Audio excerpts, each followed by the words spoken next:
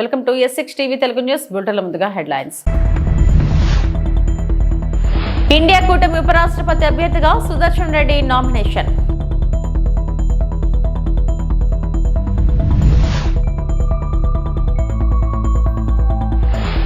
నేడు AP cabinet భేటీ, కీలక అంశాలపై చర్చ.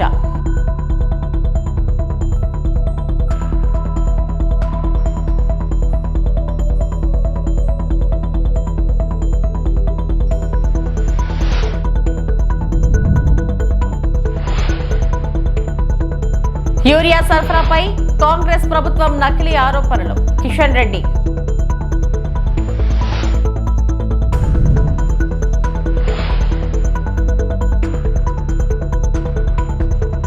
రష్యా నుంచి చమురు కొనుగోలు కారణం చూపి భారత్పై అమెరికా అధ్యక్షుడు డొనాల్డ్ ట్రంప్ భారీ సుంకాలు విధించిన విషయం తెలిసిందే.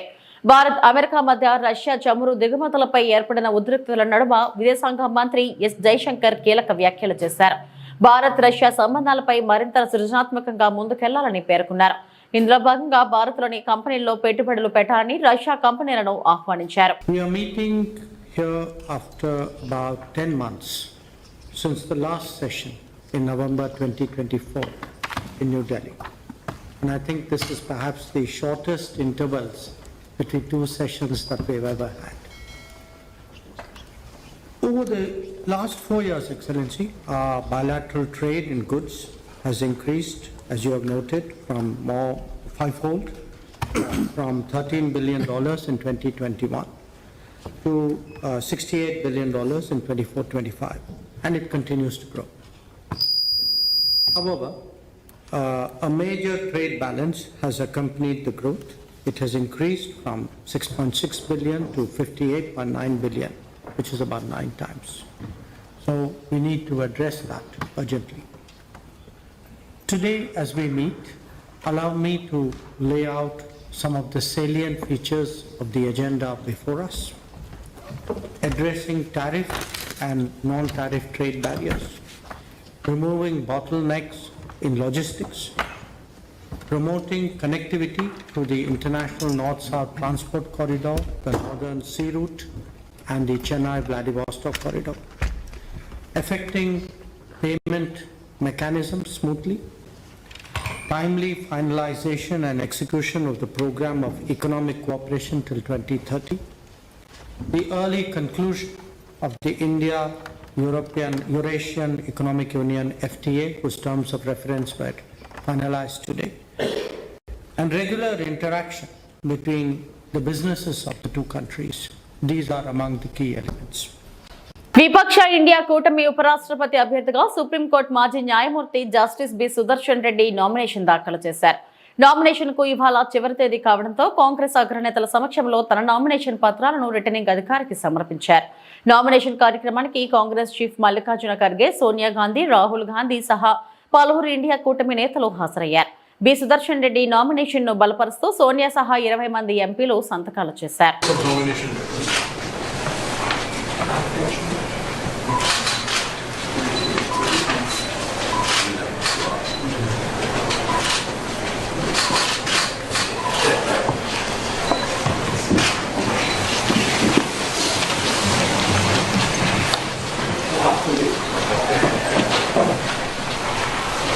సచివాలయంలో ముఖ్యమంత్రి చంద్రబాబు నాయుడు అధ్యక్షతన కేబినెట్ భేటీ అయింది. ఈ భేటీకి సీఎస్ మంత్రులు హాజరయ్యారు. కేబినెట్ భేటీలో దాదాపు 20కి పైగా ఎజెండా అంశాలకు మంత్రివర్గం ఆమోదం తెలుపనుంది. AP circular economy, waste recycling policy 2025-30పై చర్చించి నిర్ణయం తీసుకోనున్నట్లు సమాచారం. పర్యాటక ప్రాజెక్టులకు భూముల కేటాయింపు కోసం రూపొందించిన మార్గదర్శకాలపైన చర్చించనున్నట్లు తెలుస్తుంది. అధికారిక భాషా కమిషనర్ పేరున మండలి వెంకటకృష్ణారావు అధికారిక భాషా కమిషన్ గా మార్చేందుకు మంత్రివర్గం పచ్చజెండా ఊపనుంది. వ్యవసాయ భూమిని వ్యవసాయేతర భూమిగా మార్పునకు సంబంధించి నాలా చట్ట సవరణలకు కేబినెట్ ఆమోద ముద్ర వేయనుంది.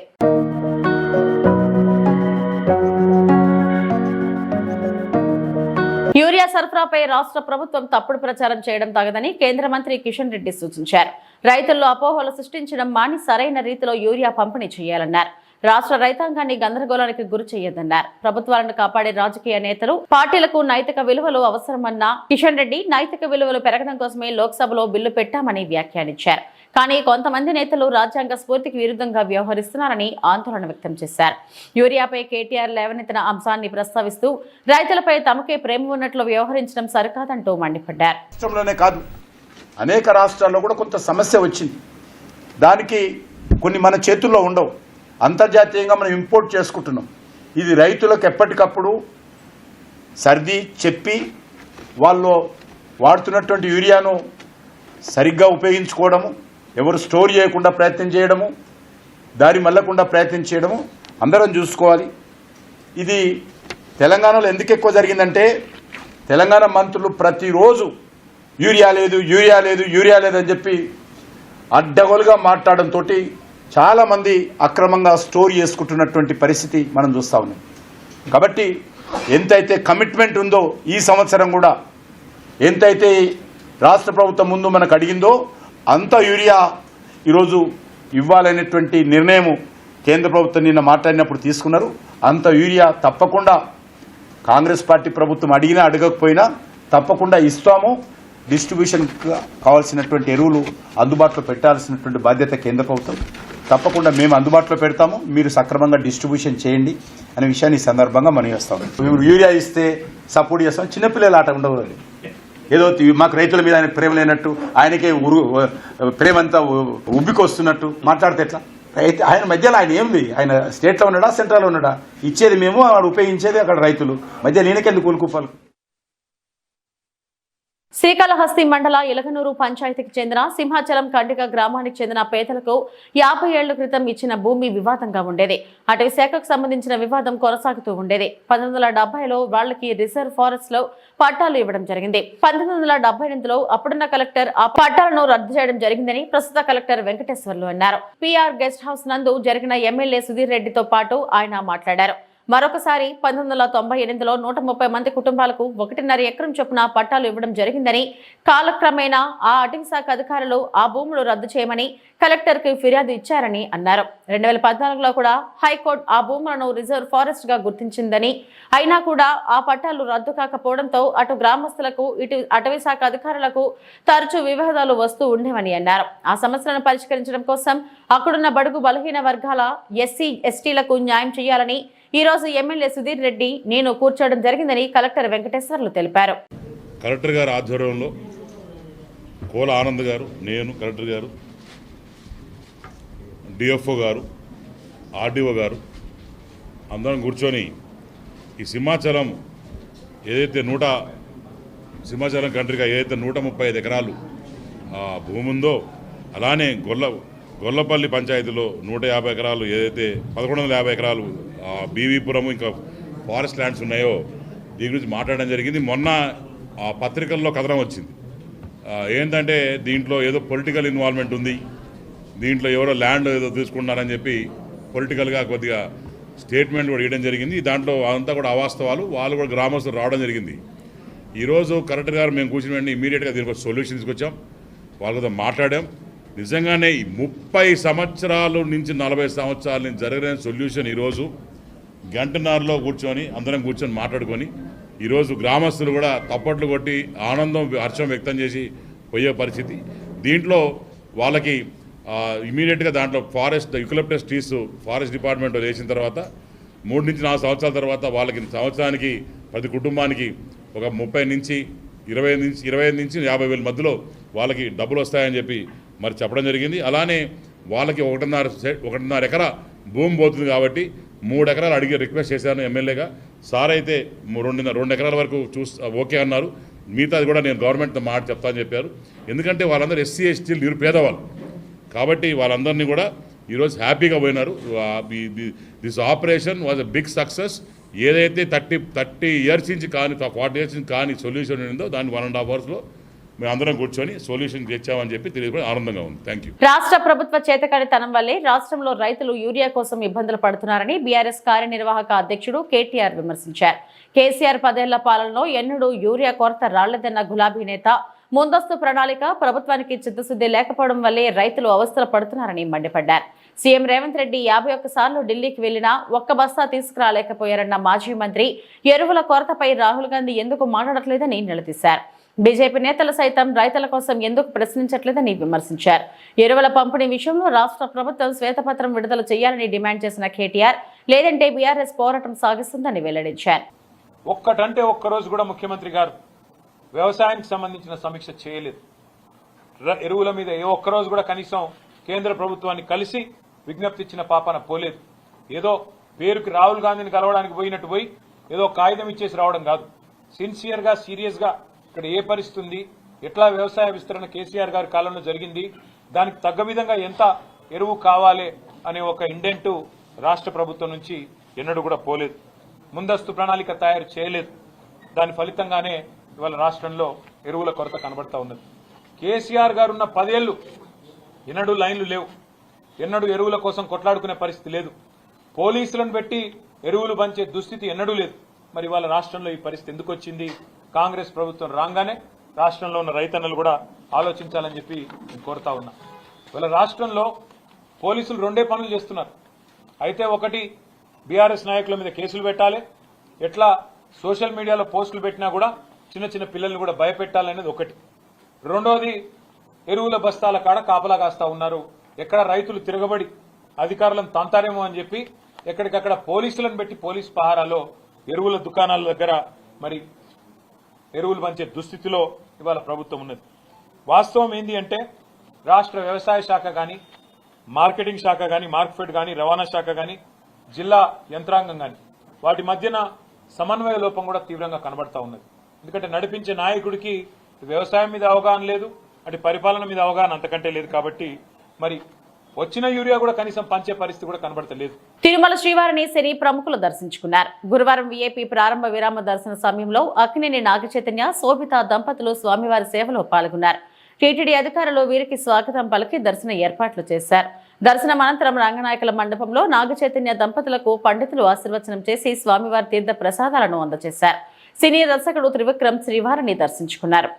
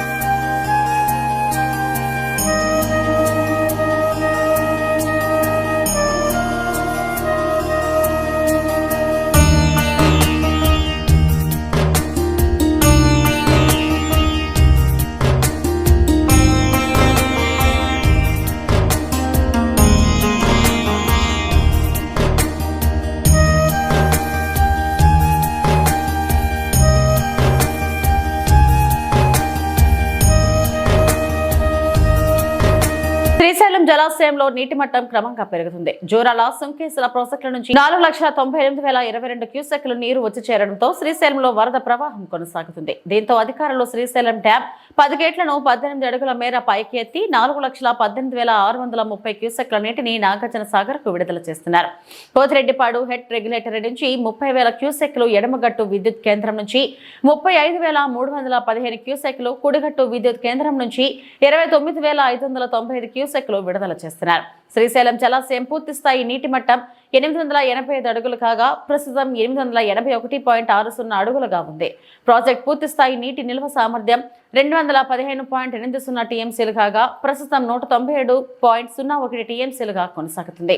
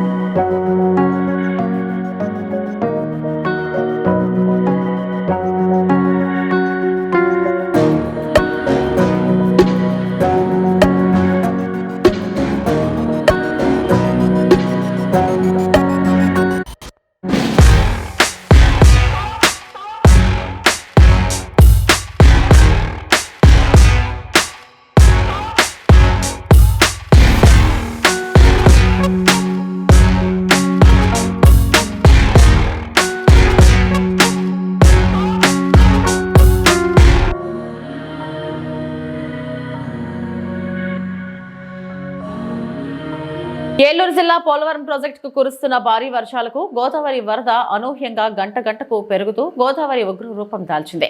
ఎగువ భద్రాచలం దగ్గర నీటి మట్టం 50.80 అడుగులకు చేరుకోగా రెండవ ప్రమాద హెచ్చరికను జారీ చేసిన అధికారులు పోలవరం ప్రాజెక్టు దగ్గర భారీగా వచ్చి చేరుతున్న వరద నీరుతో ఎగువ స్పిల్వే వద్ద 32.630 మీటర్లు నమోదు కాగా దిగువ స్పిల్వే దగ్గర 24.18 మీటర్లు నమోదైంది. అలాగే ఎగువ స్పిల్వే వద్ద 32.630 మీటర్లు నమోదు కాగా దిగువ స్పిల్వే వద్ద 24.180 మీటర్లు నమోదైంది.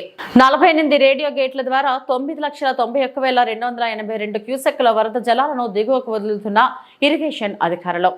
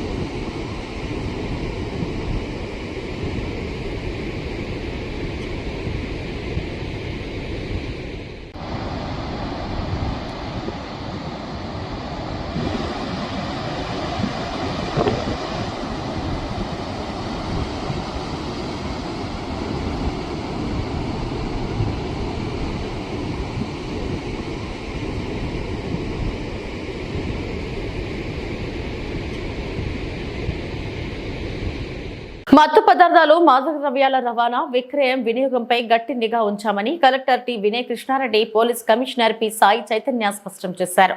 సమీకృత జిల్లా కార్యాలయాల సముదాయంలో కలెక్టర్ అధ్యక్షతన మత్తు పదార్థాల నిరోధక కమిటీ జిల్లా స్థాయి సమావేశం జరిగింది. పోలీస్ కమిషనర్ సాయి చైతన్య, సంబంధిత శాఖల జిల్లా అధికారులు పాల్గొన్నారు. మత్తు పదార్థాల నియంత్రణకు చేపట్టిన చర్యలపై చర్చించి ఇక ముందు అవలంబించాల్సిన చర్యలపై అధికారులకు కలెక్టర్ సిపి దిశానిర్దేశం చేశారు. గడిచిన 2 మాసాలలో జిల్లాలో ఎక్సైజ్, పోలీస్ శాఖల ఆధ్వర్యంలో నిర్వహించిన దాడులు, పట్టుబడిన గంజాయి, ఆల్ఫాజోలం, ఇతర మత్తు పదార్థాలు నమోదైన కేసుల గురించి అధికారులు వివరించారు. ఈ సందర్భంగా కలెక్టర్ మాట్లాడుతూ యువతను, విద్యార్థులను మత్తుకు బానిసలుగా మారుస్తున్న మాదక ద్రవ్యాల రవాణా, విక్రయాలపై ఉక్కుపాదం మోపాలని సూచించారు. అవసరమైతే మాదక ద్రవ్యాల విక్రేతలు, రవాణా చేసే వారిపై పీడీ యాక్ట్ ను ప్రయోగించేందుకు కూడా వెనకాడబోమని హెచ్చరించారు.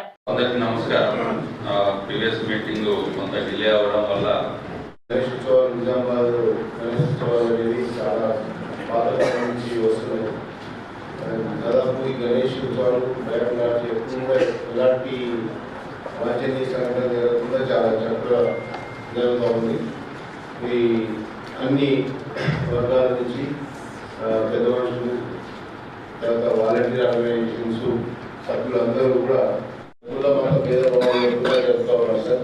అందరూ ప్రభుత్వ అధికారులు కానీ, వాలంటీర్ ఆర్గనైజేషన్స్ కానీ వెళ్తాయి సార్ చాలా విధాలు. ఇది కాకుండా రకం దుబ్బ నుంచి వినాయక్ బాబు గారికి వెళ్తాయి సార్. అక్కడ కాబట్టి బిఫోర్ లాస్ట్ ఇయర్ నుంచి మనం ఉమ్మడ ఈసారి కూడా అక్కడ 4 ట్రైన్లు అవసరం వస్తాయి సార్. తర్వాత అక్కడ ఒక 45 విగ్రహాలు తప్ప మిగతాన్ని బోధన నుంచి మీకు రోడ్ కూడా బాగా వేశారు ఇక్కడ. కానీ 3 కటింగ్స్ కానీ పార్క్ మా ఎమ్మట గణేష్ మొత్తం నిజామాబాద్ నుండి కొన్ని చిన్న గణపతికి మాత్రం పునాది చోరస వరకు వస్తుంటే పోయిన సంవత్సరం మాత్రం పవన్ ట్యాక్సీకి వెళ్ళి వాసర్ పంపించేసారు. గణేష్ రథం వెంబట ఒక్క గణపతి లేకుంటే మేము ఇన్ని లక్షల రూపాయలు ఖర్చు పెట్టి మేము ఎందుకు రాదంటే మాకు రిమార్క్. ఎక్కడైనా సరే మీరు చెప్పిన రూట్ లోపల ట్రిమ్మింగ్ చేయాలి. ఎవరు చేస్తారు? ఎప్పటి వరకు కంప్లీట్ చేస్తారు? మనకి ఎప్పుడు 6th రోజు నిమజ్జనం. 5th వరకు కాకుంటే 5th మార్నింగ్ వరకు చేస్తారు.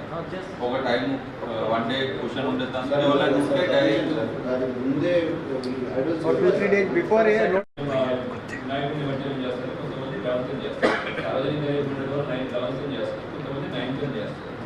అని కొన్ని 9th day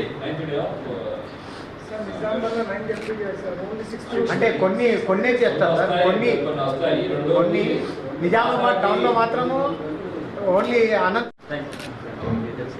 so next పాతోల్స్ police వాళ్ళు ఆల్రెడీ మీ మధ్యకు వస్తున్నారు, రిజిస్ట్రేషన్ గురించి అడుగుతున్నారు. మీరు ఇన్ఫర్మేషన్ ఇవ్వగలిగితే మేము వాళ్ళతో కోఆర్డినేట్ చేస్తాం. లేదు లోకల్ ఏ గారి లోకల్ లైన్ మ్యాన్ చూస్తే వాళ్ళతో కోఆర్డినేట్ చేసుకోవాలి. వేలుపూర్లో నేను కట్ చేయాల్సి వచ్చింది, కేబుల్ కట్ చేసాం, ఇన్ఫర్మేషన్ ఉంది కట్ చేసాం. వేలుపూర్ అట్లాంటి సిచ్యువేషన్ ఇన్ఫర్మేషన్ వస్తే చేయగలుగుతాం. ఇన్ఫర్మేషన్ లేకపోతే ఎట్లా చేస్తారు వాళ్ళు? వీరు ప్రొసెషన్ గురించి ఆలోచిస్తున్నారు. ప్రొసెషన్ గురించి ఆలోచించకండి. పెద్ద పెద్ద విగ్రహాలు తీసుకొస్తున్నారు, ఇప్పుడే కోరుట్ల నుంచి తీసుకొస్తున్నారు. 22 అడుగుల విగ్రహం వచ్చింది నేను మొత్తానికి కోరుట్ల నుంచి. 20 అడుగుల విగ్రహం తీసుకొస్తారు. నిజాం పెడతా ఉంటారు.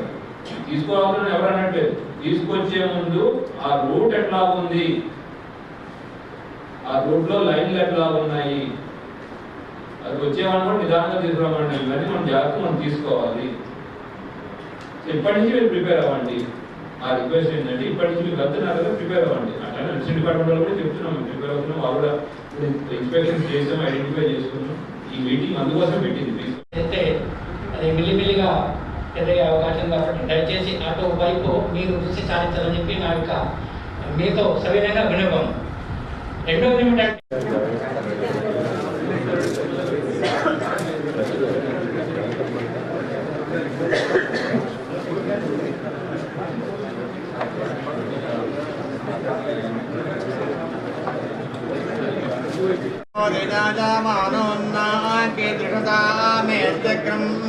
భాగం దేవేభ్యో విదాదాత్యాసరతే దీర్ఘమాయుః. ఓం గణానాం త్వా గణపతిం వవామహే త్రిదశాతనో బ్రహ్మాధిరాజద్భవ మేత్రే పద్మాంతే త్రిగంధే పక్షస్థలే పుణ్యప్రజాయమానే ప్రమోదమానే వృందమానే పుత్రే పౌత్రే శ్రీయన్మతదాం దీర్ఘమాయుః. Jurala project update. 44 గేట్లు ఎత్తి దిగువనకు నీటి విడుదల. ఇన్ఫ్లో 3,08,273 క్యూసెక్లు, అవుట్ఫ్లో 3,09,545 క్యూసెక్లు. ప్రాజెక్ట్ ప్రస్తుత నీటి విలువ 316.210 మీటర్లు. ప్రాజెక్ట్ పూర్తిస్థాయి నీటి మట్టం 318.11 మీటర్లు. జోరాల ప్రాజెక్ట్ ప్రస్తుతం నీటి నిల్వ 6.415 టీఎంసీలో. ప్రాజెక్ట్ పూర్తిస్థాయి నీటి సామర్థ్యం 9.657 టీఎంసీలో. 5 కేంద్రాలలో కొనసాగుతున్న విద్యుత్ ఉత్పత్తి.